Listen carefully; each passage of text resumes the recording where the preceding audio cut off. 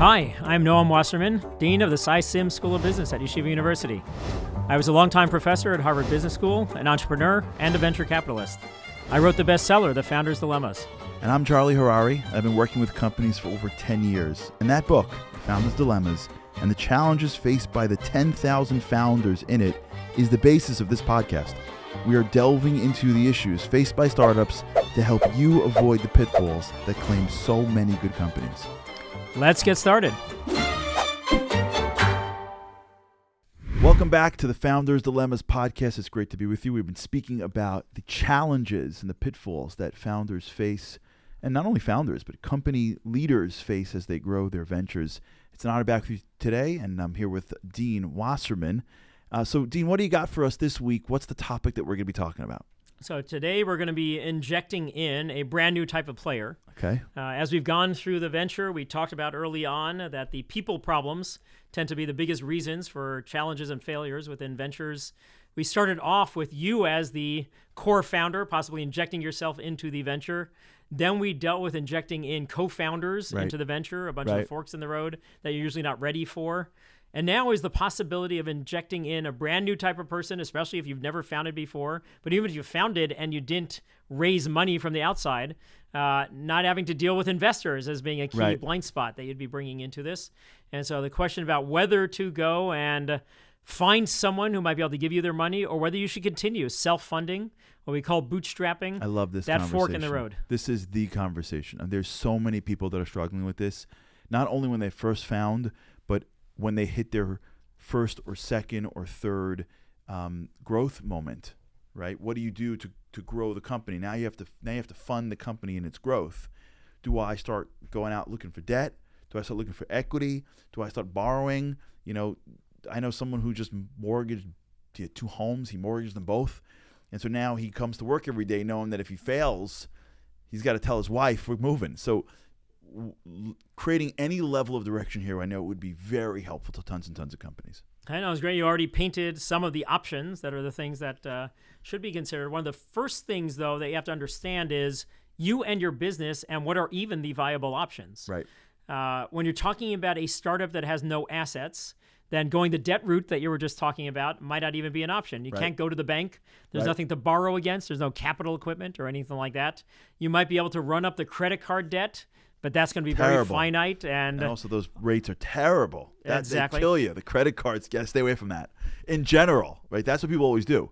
They go right to the credit cards because that's the freest debt that they can get, and then they get rocked on the percentage in the back end. And especially when the solution to running out of credit on this credit card is start another credit card. Right. And just keep going on digging yourself further into the hole that you're going and creating for yourself. I would bet you, I don't. You know this better than I. I would bet you there's a sizable percentage of startups that are now totally defunct because of credit card debt.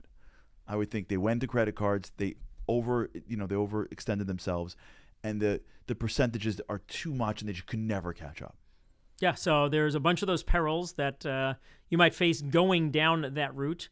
But then also understanding which ones aren't even options for me. If you are founding something that has a bunch of capital equipment, that you have a cleaners, you've already acquired your equipment, maybe you bought the building that the cleaners is in, then you've got assets that the bank will be willing to possibly be able to loan against and other things like that. And so understanding what are the options for me, if you are doing that cleaners, then selling equity to a venture capitalist is not going to be an option for you. Right. You have the debt option, but you don't have the equity option. And so understanding across all of these different pieces, the characteristics of your business, and then being able to fit that to, okay, now here are the options that are still remaining for me. How do I choose among them is one of the key first things that you're going to be thinking about. So let me just pause to make sure this is super clear for those that are listening, which is what you're suggesting, which I think is a very smart suggestion, which is before you make a choice, know your options, right? People don't do that. Right? They go, I need money in the business. I'm mortgaging my home. I need money in the business. I'm getting credit card. I need money in the business. I have a friend of mine that's going to give me X millions. Like, no. Slow down. Sit down in the morning with your CFO or by yourself or whatever and go through all of your options and understand all the implications of the financing needs that you have, including each financing need, right? I know a company great company, but when they started, they really needed money. And so they just agreed to really unfavorable financing terms that has only hurt them in their success. So the people that are making most of the money are their lenders who took advantage of a young company that really needed the money. So what you're saying first and foremost is if you need money, get a sense of what's available out there before you make a choice. Yeah, and this is one of the places that the rosy view of the world. Exactly. Investors will want to put money into my cleaners. You're going to be not understanding what are the true options that you're going to be facing and the problems you're going to be running into if you try to go down that path. You're going to spend lots of precious time going down paths that are not going to be high priority in terms of their thinking about you and your venture as one of the things they want to invest in. So that's one of the other things they have to think a little bit more deeply about. So this is on the business side of being able to think about the characteristics. One of the other things that is often neglected by founders, even more than the business characteristics to consider it, is themselves and their motivations. What do I want to get out of this business? I took on the really difficult task of creating something from scratch, pursuing an opportunity, and I want to impact the world through this. What was motivating me to do it? Mm-hmm. And we can get into some of the data about how common these motivations are, being able to see like what are the preponderance of them among entrepreneurs and things like that. But in general, try to boil it down. This is going to sound very black and white in terms of the motivations, and turns out to be a way that enables us to think structurally about this. But like to capture it in some ways a shorthand as being the difference between rich motivations and king motivations, or queen motivations if you're a female founder. Okay, let's talk those through. King motivations are, I am motivated to become a founder because I want to get a little more control over my life. I have an idea and I want to be the one to be able to control what it comes to as a product or as a service, bring that to life. There's all sorts of ways in which my vision, I want to be able to help drive it and do all sorts of things that I'm going to be able to see actual users using my products and be able to have the reward from that. I want to control the product. I want to control the vision of this, the service. I want to bring this to the world. The king says, I can control this thing, the asset. The asset and all the decisions that go into being able to get to there. Sure, what the asset looks like. Exactly. The person who wants to grow something that's going to be a lot more of a rich venture, going to grow the value of it, is someone who is not motivated as much by being able to have that control, but they want to, if anything, have broad impact, have this product get onto every shelf in every supermarket out there, being able to see ways, even if it wasn't their product that they actually envisioned, but there have been a lot of other people who have shaped it, who have been able to be playing a role within it, of making decisions along the way. It's a very different motivation, and as I went and analyzed... This is the rich motivation. This is the rich motivation. You're doing it for profit. Exactly. And it could be... a lot of ways, it's also the personal profit that as the venture is growing bigger, you're going to be able to have a much bigger kingdom. Got it. Because you're involving a lot more resources, a lot more people, a lot more of the capabilities that are beyond you. And they're going to be able to have a lot more of the value creation that they're going to create compared to if you are a solo operator, or if you are just the one who is the sole king on the throne. The data suggests, that for entrepreneurs, these are the top two motivations. So when you say rich, you're including not only money rich, you're including the impact of the product in the world rich. You're saying it's a successful rich type thing, right? So having one is money in your pocket, and one is success of the ultimate product or let's say it like this. One is the king, which is my ability to control it, and the other one is rich, which includes either the product becomes successful, but I can't control it, or I make money. Yeah, so this is actually where, think of it as the organization and its growth in value. Mm-hmm. The organization could be a nonprofit. Your organization could be almost anything that is going to have an impact on the world. Got it. Within for-profits, there's the financial impact. Within nonprofits, it's being able to touch all of the people who can benefit from this. Got it. And so it's a more general thing, just as the shorthand, referred to as rich or king, rich or queen. But it's where you're going and having the organization reach its full potential. Got it.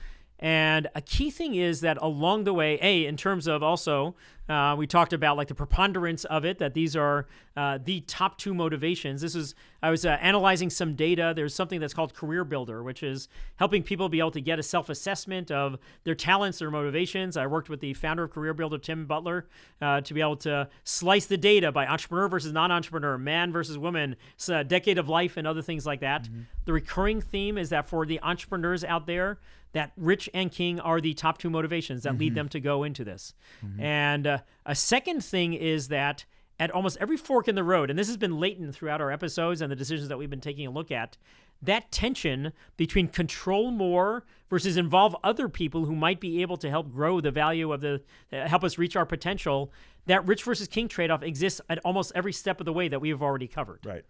So pre-founding, when you're preparing yourself to found, if you want to be the king or queen on the throne, you're going to have to do almost everything yourself. When we were talking back then about the checklist of all the things that have to get done to be able to succeed, you're going to have only you checking off each of those boxes. That has implications for when in my stage of career should I be founding.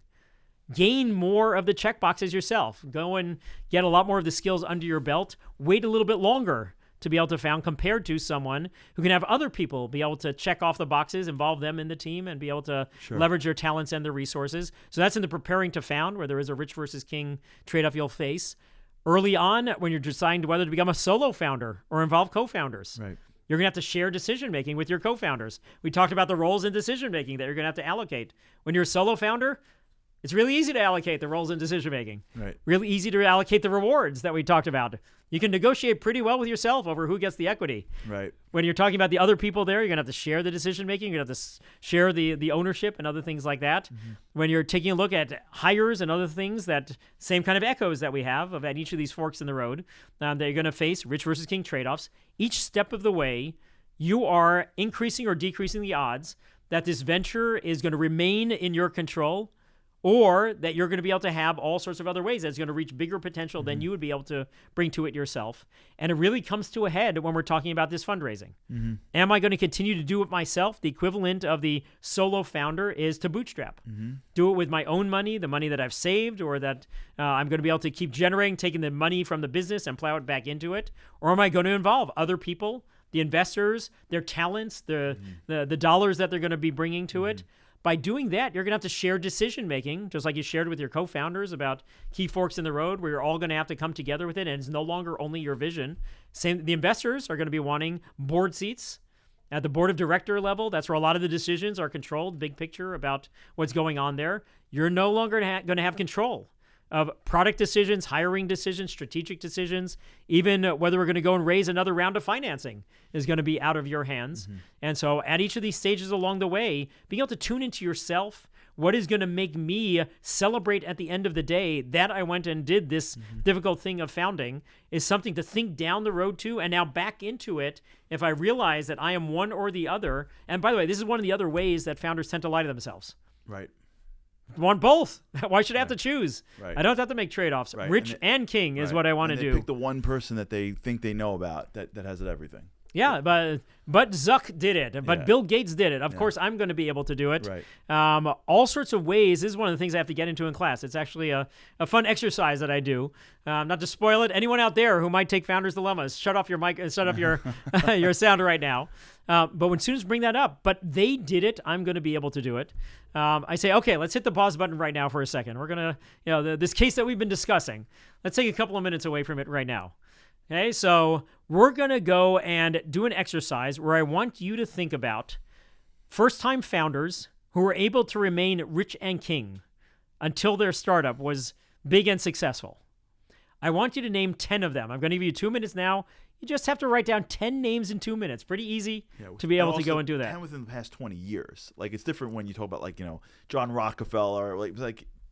It's getting, back in maybe in a different era, it was different. But now, in today's day and age, with the sophistication of investment, it's probably even harder. Well, as you look back on it, even they were the outliers that were the exceptions that prove the rule when it comes to. I don't want to constrain the students in terms of this. First-time founders have been able to do it. If they can come up with Rockefeller, if they know business history enough that they can come up with that, great. So I give them the 2 minutes to tell them, go ahead and write down these 10 names. At the end of the 2 minutes, first, it's a very long 2 minutes because a lot of them are just sitting there trying to rack their brains, trying to come up with, but wait, all of you were saying that we're going to be able to be those. You should be able to come up with a bunch of them. How many founders have there been? Let's take your horizon over the last 20 years. Yeah. Millions. Shouldn't be tough for you to come up with 10 names of those who are able to get the rich and king if it is so possible to do it. So at the end of the 2 minutes, what do you think is the first question that I ask them? Which one do you want to be? Okay, well, first one is just diagnosing. How many of you came up with 10 names? Which I'm sure none of them did. Almost none of them come up with the 10 names. Then, next question is I tell them, put your hands up in the air and keep them up until I tell you to put it down. If you had Bill Gates on your list, first-time founder who was able to go the distance, put your hand down. Because he wasn't. If you had Steve Jobs on your list, please put your hands down. Right. Just those two names. How many hands do you think are still in the air? Very few. Just about none. It's even the people who couldn't come up with Gates and Jobs that that still have their hands in the air. Yeah. And then I asked them, why do you think I use those two names right there? That's what everybody has. Because they don't even qualify for our conditions here. Bill Gates, when he founded Microsoft, was actually a third-time founder. He was not a first-time founder. He had two other ventures that he founded with his co-founder, that Paul Allen, that the first one, they both failed, essentially. There's something called Trafo-Data.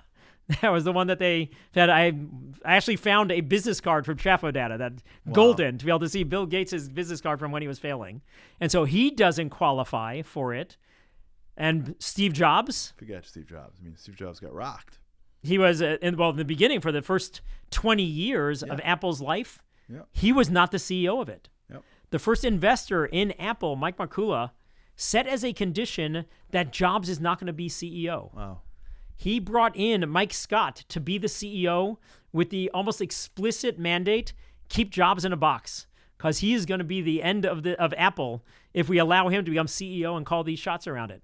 And so even the ones that the students can come up with don't qualify for it because this is such an outlier, and yet we all seize on it, and we say, I'll be able to be that person. What we have to internalize is realizing, assume that you will be the typical, not that you will be the outlier, and now make decisions that are acknowledging that you're going to face challenges, that you're going to have to balance things, that you're going to have to make trade-offs, and the recurring trade-off that you will often face is going to be choosing between the rich and the regal. Is there a way to tell which one? Is this just a personal choice where somebody has to choose, or is there some kind of way to know what's the right choice depending on outside factors, depending on maybe one's own personality? Is there any way that a person could know what they should choose? So one of them is, where I was talking about before, skate where the puck is going to be. Think down the road to when you are getting to the end of the venture. If you will rue the day that it didn't grow to be big and valuable, even though you were able to keep control of it, that'll tell you that you are not king motivated compared to the rich motivated. Right. And so think down the road and now back into what are the best decisions for me to be making right now. Right. Another one of them, you can look for some of the evidence in your life about what are the kinds of decisions that I made that implied to me that I'm more control-oriented or not. Right. There's even some things, when I put it to my students, what is the best question you could ask to be able to diagnose whether a founder is one or the other? One of the students once came up with, ask him whether he likes to play singles tennis or doubles tennis more. There's some other arenas of life that we can go and look to in terms of how we go and think about like these decisions that we make in life that might have echoes in these types of things. There's also some of the ways when I am asking in class, like I do a role play between the students. You're a young VC. You have to go and diagnose this founder and say, can you figure out which they are? I will take the equivalent, after they fail to be able to do it that well, we have to go and build this muscle. Sure. This is why venture capitalists get paid the big bucks. The art of being able to tell rich or king. One of the ways that I do it is I say, great, here's a term sheet. I'm an investor. This is Wasserman's Venture Partners, and I'm going to be putting this term sheet in terms of the investment that I'm making you down on the table. There's one term I'd like to highlight for you. After this investment, I will have 2 out of the 3 board seats. The board of directors, I will control it. Mm-hmm. Do you want to take this? Right. Excellent. The founders that are king-oriented will say, absolutely not. Right. The ones that are rich-oriented will say, no problem. Let me see some of the other terms. Right. How much I'm open to it. What's the valuation? Exactly. Right. And so that's another one of those forks in the road about how they go and look at each of the terms in a term sheet. Wow. And that gives you some other insights into how they're going to look at it at the end of the road. But what about timing? For example, many times when we're dealing with startups, you'll be sitting in the room and they'll have this need for money, right? And they'll say, well, right now the valuation of the company is X. But if we just hold it together for a year, we've got this client and this opportunity and this thing, and all we got to do is hold for a year. Now the value is going to be, Y. So the earlier you sell, the earlier you start looking for outside funders, the earlier you start looking for outside partners, the more equity you're giving up. As it goes along the way, at some point, you start building the value of this asset. So how does someone know? I know people that start companies and they're looking for investors before they even like figured out the idea. They're still like, oh, why don't they're watching it happen in Europe and on the way home on the phone going, hey, I want to raise money. Like they didn't even hit the ground. And then I know investors that have incredible businesses. Not entrepreneurs. I mean, they're incredible businesses and they really need money, and their debt is terrible. And every bit of financing around them is legacy when they were just starting, and they just can't give away $1 because a bit of equity because it's their company. They want to give it to whoever, et cetera, et cetera. So how does someone know when the timing is right to shift strategy? Assuming they can get past the rich king dilemma and they say, you know what, I'm okay going with the rich route and I want to involve. Even so, I'm not going to be able to achieve a level of success if I bring them in too early. How does one make that determination? So one of them very interesting motivations that you're just talking about now is the founding to fundraise as opposed to founding to build a product, right. To execute, to do. Big. Or founding to sell. How many people do you know that go, I'm going to start this company, and then 5 years I'm going to sell? Like, you didn't even start the company yet. Like, they're already planning the exit. Yeah, and you do have to think down the road to the exit and have that at least be in the back of your mind. But that is the major motivation is ill-fated. Agreed. The investors will see through it. Every hire you try to make will be looking at you in a very different way when they realize that this isn't a value creation type of thing that he's trying to do. It's for his value that he's creating, not for being able to impact the world and do it in ways that are going to have benefits to everyone else who's involved in the company. Is that why your definition of rich wasn't money rich? It was organizational growth. Is that why that's why the rich king dilemma wasn't about necessarily how much money you put in your pocket, right? Is that why? So it's related to it because there is a correlation between the company's value and it. Right. But it's not, and also there are times that the company is going to be more valuable, but you raise, as you were saying, you're going to get diluted each round of financing. Right. You're going to have other people taking down your equity stake because you're selling them some of the shares and things like that. And if your dilution is greater than the value that was created in the last round, then you're actually going to decrease the amount they're going to have from it. In general, my research that I did, it actually, delicious little story in terms of this. I did a whole bunch of analyses of my data set.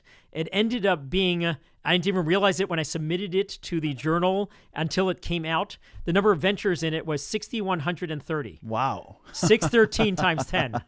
Yeah, I didn't even realize it as I was going through it. But the analyses that I did of it suggested that, yes, there is a price you pay when you keep more control of the venture at both the venture level and at your own in terms of what's the amount that you're going to be having in your pocket. And so there is a correlation between the two of them. But yes, in terms of being able to have it be extended to every type of venture, be able to think about the potential and the impact you'll have on the world, that's where the major impact is in terms of these decisions at the level of the organization. But when you're talking about one of the other key things that you're bringing us around to is where we started, the business characteristics. Mm-hmm. When you're looking at should I raise money, that's where you have to return to right now. Is this the kind of business that I can build by bootstrapping? I can do it slowly. Is this an industry where I have the luxury of time, where I can do it without involving lots of other people? There isn't a competitive rush. Then you have the ability to say, if I don't get my terms, I can keep building it slowly. Right. Other industries, if there's a competitive rush and the window of opportunity is going to slam shut if you take your time, if you go and build it in a more disciplined and solo founder and bootstrapping kind of a way, it's going to mean you're going to end up with a zero. And so being able to read the timing, being able to understand your business, the characteristics of the rush. Is this a recession where no one else is trying to enter in right now and have a little bit more of the luxury of time? Or is this where it's boom times and things like that? So industry characteristics, the characteristics of the macro economy, all of those enter into whether it's even going to be an option for you and whether you can be thinking about a different path to doing it. There's actually one of the key things that is important for founders to, I have a couple of exercises in class that we go through with this, being able to see how the consistency of your choices. It's very much a seductive way that founders say, well, I want to be able to make choices on each of the rich and king dimensions, and that's the way I'll hedge my bets. That's where I might be able to get to rich and king by solo founding, but then involving the best of the hires and taking investor money, etc., things like that. It actually turns out to be one of the most ill-fated ways if you're taking decisions relatively randomly from each of the two columns. Far better to be consistent in your decisions to be able to increase the chances that you're going to get to the endpoint that you're going to celebrate at the end of it. One of the few hybrid approaches, though, that I've seen that can work pretty well is if you have that luxury of time, you go a little bit slower, you don't take the outside money until you get to product market fit or something else that's going to prove that this is really something that I can raise money for on my own terms, that I can stack the deck in my favor in terms of negotiating benefits and things like that. When you, after going like the king route, the queen route of being able to do the control, then you hit that inflection point, and then you go and raise the money based on your success, that's where you can shift gears to going the rich route. The product fit route, product fit stage. Exactly. If you can read that well, if you can really see that I can get to this point with my talents and the other people that I can involve as either a solo founder, things like that, then that can be a great way to be able to get both of those things and be able to enable yourself to not have to trade off in as stark a way. So let me see if I can sort of capture what we've been talking about here. We were talking a lot about money, financing. It's the critical piece to running a business, is having enough money to run the business. And when we decide to bring in outside money, when we decide to bootstrap, we began really, if I'm remembering correctly, with this idea really of making the list, getting the options. A lot of entrepreneurs jump into one direction, and it comes out of nowhere, right? I was talking to somebody and they gave me, versus money's a big deal, and knowing when and what to take is critical, and being able just to at least see the options and the impact of the options. The story you told over last podcast really was the story of a man who was persisting. And the backstory, as we spoke about afterwards, was that over the course of time, his ownership eroded, and that happens a lot. You go too early.